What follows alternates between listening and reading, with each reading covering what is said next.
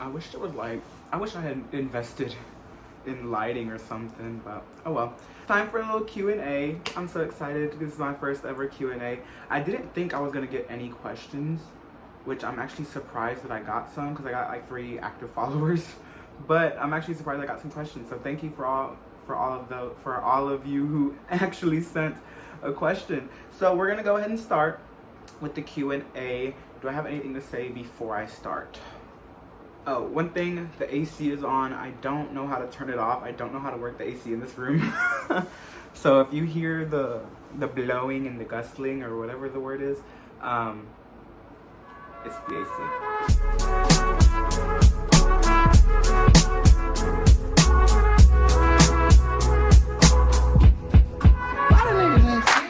But so let's go with the first question. I'm just gonna go in order from the most recent question to the first question. So just whatever. How is the culture different and did I experience any culture shock? I don't think I experienced any culture shock. Based on what I think, I didn't experience any culture shock. But their culture is very different from the US. From everything from like bowing, you don't even say bless you when someone sneezes, you kind of just ignore it. Someone sneezes and you just keep walking with it and like living your life. So like there's no bless you or nothing. So the culture is very different. I don't think I experienced a culture shock per se. There's a lot of difference, like I said, like even taking your shoes off at the door, and the apartments having closets at the door for your, like shoe closets at the door for your shoes.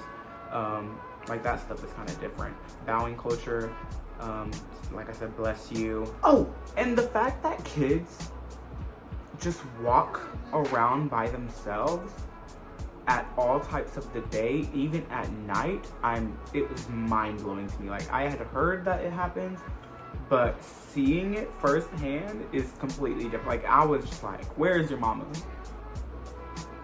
Someone finna snatch you up. Like I was scared for them. Question number 2. What is one thing you can't stand about Korea? There isn't anything that I can't stand about Korea. Is there? Like there's Wi-Fi everywhere. Every Wi-Fi I've used is like faster than the speed of light. Oh, Korea's hot.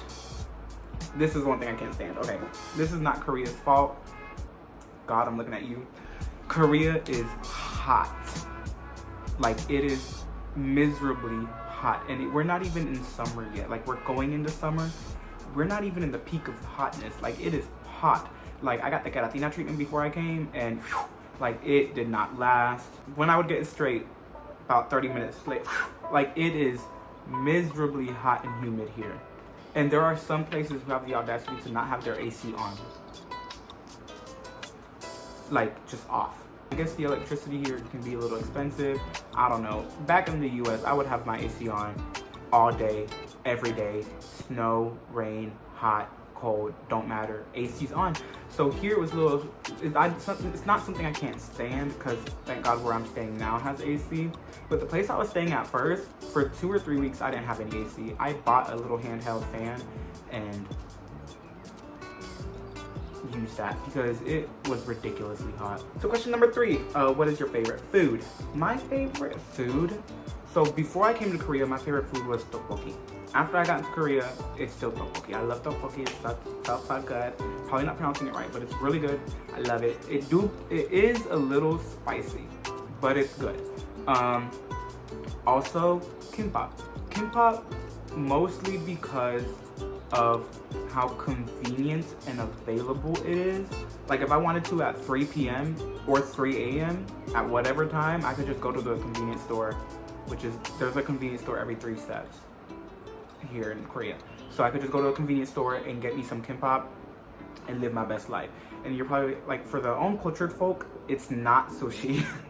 It's similar, but it's prepared a little different, and it's not sushi's completely different. But I haven't been able to learn all of the food names here because there's a lot of food here and a lot of things to try. I haven't been able to learn all of the food names here, so I don't know exactly how to order food here. I just have to kind of go by pictures, or for the most part, at restaurants that I've been to, I just kind of ask the waiter to recommend me something and I'll just get that. And I have yet to have something that I haven't liked. For example, this is all the stuff I've eaten, or most of the stuff I've eaten, and all of it's been delicious. All of it's been amazing and cheap. Food here is cheap. Now, convenience store food, you pay for convenience, but restaurant food is actually fairly cheap. Like this whole meal that I got was $7 US. Unlimited rice, unlimited sides. I had amazing food. And then this other meal that I got extra meat aside from this that I'm showing you. After I still had some rice left, I still had some kimchi left. So I got extra meat, and all in total with the extra meat was $9 US. I'm just shocked. Next question is, what is the most surprising thing about Korea? This goes into that. Fruit is expensive here. I knew fruit was gonna be expensive. Like, I have heard that fruit is expensive in Korea because it's tropical, it has to come from the other side of the world, and they wasn't lying. They weren't lying. I have yet to buy fruit in Korea for this reason. It is so expensive here. One watermelon, 19 US dollars. 19 US dollars. I've heard somebody say a mango was one mango, $7 US. That's what surprised. Like, I knew it was expensive, but for some reason it still shook me to the core. When I saw the price with my eyes, I was like, watermelon was this big. It wasn't even like, it was this big. And I was like, whoa. That was surprising to me. Another thing that I knew about, but still surprised me, which I think kind of plays into the culture question too, the fashion here. They will eat you up. Some person that drives a Genesis will eat you up when it comes to K fashion. K fashion is on another level. Like, you could be walking to a convenience store and you will pass by 10 supermodels that actually work at the LG store. The way people dress here is on another level, and it's actually like really cool. I love, that's one of the things I love about Korea, is that they just dress up to go to the convenience store. They dress up to go to the bank. They dress up to go to church. They dress up to go to everywhere. They dress up to go get water from downstairs. They dress up. Now, when I say they dress up, there are some people who will leave in house slippers, raggedy shorts, and just plain white oversized t-shirt, and they'll still eat you up with that. I could be dressed in Gucci, Versace, Burberry. I could have every single high fashion brand on my body at the moment, and somebody with a plain white t-shirt will eat me up. Like, that's what I like. Fashion here is more than just brand. It's just the way it's styled, the way they dress. And also, they love oversized t-shirts here. They love it to the point where, like, to me, okay, hold on. Before I say they love oversized t-shirts, to me, it's a regular size, okay? To them, it's like a XXX. So, triple XL. So, yeah, but they just know how to style their clothes properly to the point where, like, they will eat anybody up. They will eat you up here. K fashion is another level. So that's another thing that it surprised me, even though I knew about it, because K fashion is like really big. K skincare is really big. Everything's really big in Korea like that. But seeing it firsthand, I realized that I have to act confident. Because if the second they smell a bit of intimidation, they will eat you up. They will eat you up. Next question. Question numero, don't even remember. I lost count. I think it was like 4, 5, 3, 4. I don't care. What is your job? So currently at this moment, as I'm recording this video, I am unemployed. But the point of me coming here is because I had 2 or 3 opportunities. And one of the opportunities that I will speak about, the other 2 I won't speak about, just because if it happens, I might have to alter my social medias and stuff. But this specific opportunity that I will talk about is just plain old teaching English. It's the cheapest way. If you want to come to Korea, teaching English is going to be the cheapest way for you to come here. Now, there are a bunch of other ways to be able to move to Korea, not just visit, but move to Korea. But for a lot of people, the most convenient and easy way and cheapest way would be to teach English. But if you find another opportunity, go for it. But so yeah, currently I don't have a job, but the job that I will most likely have will be teaching English. I've already been talking to some schools. I've already interviewed with some schools. I'm just waiting on some paperwork to come in from the US. Once that paperwork is coming in from the US, I'll just sign a contract and I'll be on my way. So shout out to Jorge, because I had him running around constantly trying to get my paperwork figured out for this whole teaching English thing. So shout out to Jorge, because he came in clutch with, you know, signing the papers, getting the papers to the Secretary of State, getting the papers back from the Secretary of State and all that stuff. However, no longer kind of needed anymore, because the other opportunity that wasn't teaching English came true.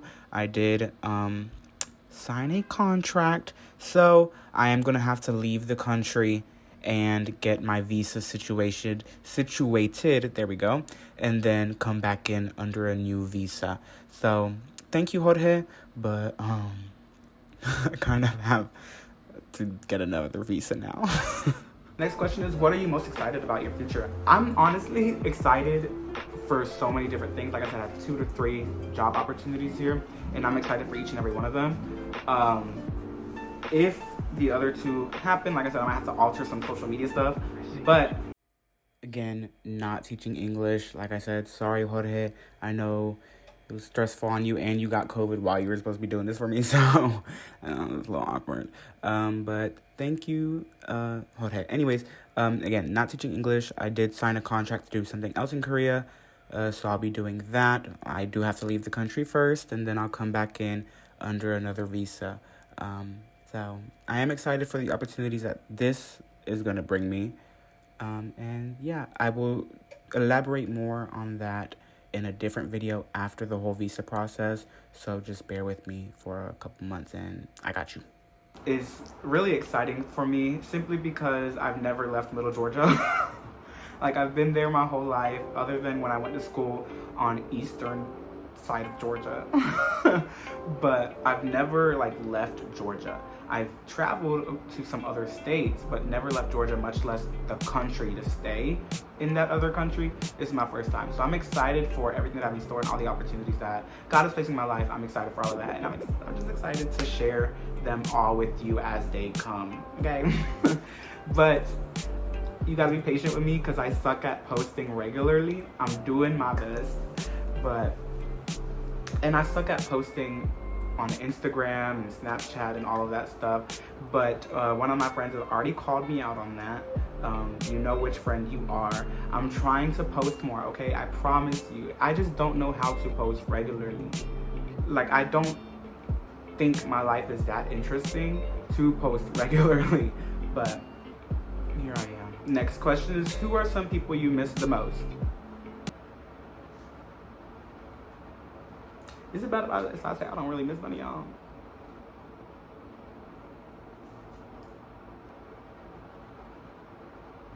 Honestly, I'm just kidding. I miss everybody. However, I really miss the dogs. I just told my mom the other day, Mom, I think I miss the dogs more than I miss you. I miss the dogs. I don't know. I miss the dogs a lot. Oh. People-wise, I miss everybody from back home. All of y'all, family, friends, I miss y'all. But I don't, there's no but, hold on. There's no but. It just hasn't kicked in for me. I'm a little slow, okay? So it hasn't processed that I'm in a whole different country, whole different time zone, whole different culture, whole different everything. It hasn't really processed in my mind yet. So I haven't had the chance to miss. It hasn't kicked in that I should be missing these people. I miss everybody over there. It was all a lie. Guys, it was all a lie. She lied. Okay, I miss y'all. I'm gonna just go into the next question. What are you enjoying so far about Korea? There's a lot to enjoy here. The food. Sorry. There's a lot to enjoy here. Sorry, my brain is just not working right now after that last question. What are you enjoying about so far? So, I'm enjoying everything so far. Everything from how convenient this country is. Like, everything is at arm's reach. Also, the people. I haven't made any friends yet, except for like 2. My tutor and one of her students I'm now friends with.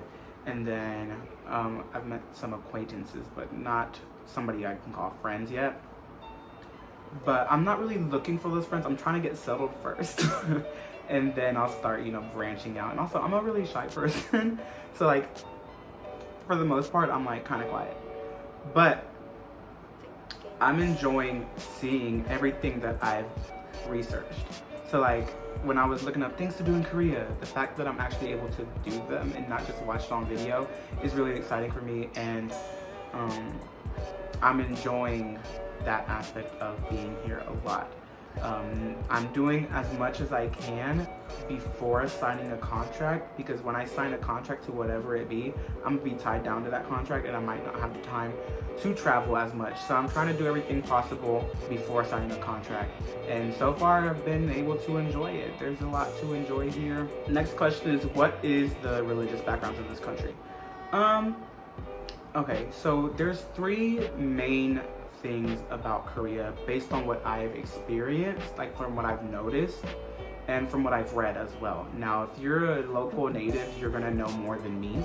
I've only been here for like what, a small fraction of somebody who's been born and raised here. But based on the Google and based on just what I've been able to see, there's a lot of Christianity here and a lot of non-religious here, as well as a lot of Buddhism. So I would say those are the top 3 backgrounds of people who live here, is non-religious, Christian, and Buddhist. And there's a lot of churches, like a lot of churches. It's kind of similar to Middle Georgia, how many churches there are here. Like a lot of crosses. You can identify a church based on a cross on top of it. Morals of the country, it's a very conservative country. Very conservative country. Different kind of conservative though. So here, if you're wearing like really short shorts, there's no problem with that. If you show a little too much shoulder, there's a problem with that. Now, like lately from what I've noticed, there are some people showing shoulder, but for the most part, shoulders are a no-go, legs are okay. Conservatism actually plays a part into their age system here. So I'm 23, currently 23. I turned 24 in a few days, but I'm 23. And in Korea, I'm 25. Why? Because of their age system. When they're born, they're automatically 1, because they count the months that you were in the womb and they just round up to 1. So like that's how much conservative it is, like you're alive in the womb type of conservatism. So yeah. Also, everybody's scared to be a criminal here. So no one steals anything here. Now there are bad guys everywhere, of course. So I'm sure there's some theft here and there. But you could leave I haven't done it, but you could leave your laptop in Starbucks on a table. Leave, go to your apartment, grab your charger. I saw this TikTok. Go to your charger, go get a charger or something, come back and it'll still be there. I have not left anything yet because my American mind refuses to let me leave an expensive product on a table and walk away. But I see it done a lot. Like I will see just somebody's wallet, somebody's laptop, somebody's phone just on a table with nobody next to it. And then that person will come like minutes later and just sit back down and go back to typing away. And so now I have left like my luggage outside of a door and gone inside, grabbed some stuff and come back out, luggage is still there, and I'll go to where I'm going. But so here everybody's scared to be a criminal. I've heard of people leaving their credit cards and debit cards just lying around and it's still being there hours later. So I think that's really cool too, but the morals here are nobody wants to be a criminal. and everybody's very, very respectful of, especially to older. That's even in their speech pattern. So like in English, there's none of this, but in Spanish there is. So it's kind of similar to Korean, except Korean takes it to another level. With whenever you're speaking to someone older than you or someone you respect or anything, you speak formally versus informal and whatever. So in Spanish it's usted, su, stuff like that. In Korean it's adding입니다 or 예요 or stuff like that.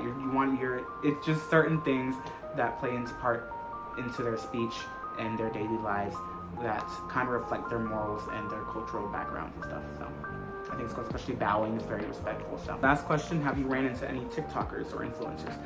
Yes, I have. I've seen several K-pop stars. Back when I was staying in Gangnam, I saw Saib. Like we were 2 inches away from each other. I saw Goki, which I'm a huge fan of Goki, and he's not even debuted yet. And I saw him, we made eye contact. He was walking my direction, I was walking this direction, and I stared at him trying to figure out who he was for a second before it clicked who I was looking at, and he was staring at me that whole time. And when I passed by him, I saw behind him 2 people with the P Nation employee like badge. And that's when I realized who he was. And I was so mad because I just stared at him, he stared at me, and I'm just such a fan, and I want him to know that I am rooting for him to debut. Like, I'm so excited for him. And the fact that I saw him. I also saw Tan, boy group Tan. Their dance studio was connected to where I was staying at in Gangnam. So I saw them regularly actually, but this one time I saw them, they were very dressed up. Like they just came from like a show or something, and it was really cool. Or Tan, I don't know, I call him Tan, but I saw them. I saw Hayes, she's a singer, great singer. I saw her. Who else have I seen? Oh, I saw this American or white family. They're pretty big here, they're on TV here, and I saw them, they were eating at a table next to me, and they were just there with their little kids or whatever. And then as far as influencers or TikTokers, I've met met 2. They own a restaurant here, and I've eaten there, so I've met them a couple times and I've talked with them, so they know my face, I know their face now. So that's about it. There was a couple of other questions, but if I didn't get to answer your question, I'm sorry. This video is actually very long as it is, and it takes a minute for me to edit. If I ever do another Q&A, if that's what y'all want, I'll do another one. Y'all can leave some more questions down below, and I'll try to save them for the next one. So if you guys enjoyed it, please leave a thumbs up. And if you didn't enjoy it, still leave a thumbs up, because this algorithm for YouTube really I need it to get somewhere. Okay, I need it to go. So I hope you enjoyed it. Let me know if you enjoyed it by leaving a comment, and I will see you guys in the next one, whenever that is. I really should redo that who do I miss question. That's okay.